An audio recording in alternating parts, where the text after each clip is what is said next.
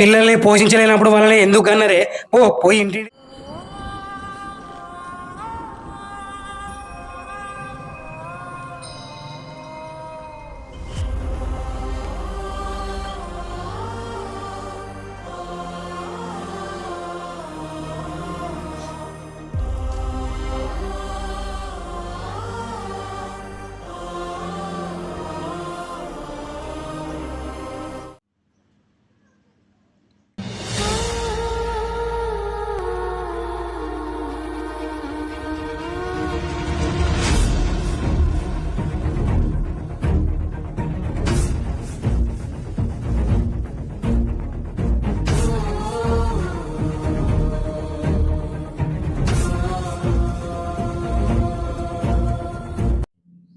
మేస్త్రి పేమెంట్ ఇచ్చిండా అండి?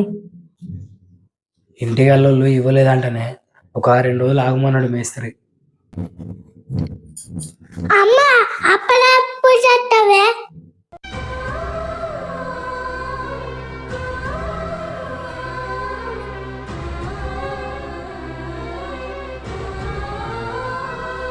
అన్నాలు అప్పలింటలు మా టవులు ఇట్టాలు.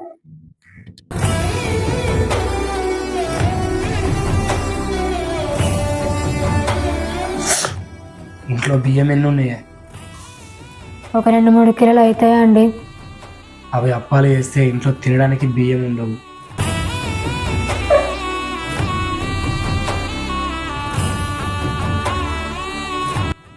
మీ అన్నయ్యకి ఫోన్ చేసి ఒక 1000 రూపాయలు అడిగే అవి పేమెంట్ వచ్చినాక ఇద్దాం.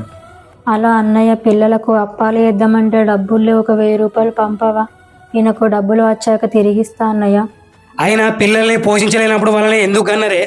పోయి ఇంటింటి తిరిగి అడకచ్చి పెట్టిపోరు నీ పిల్లలకు.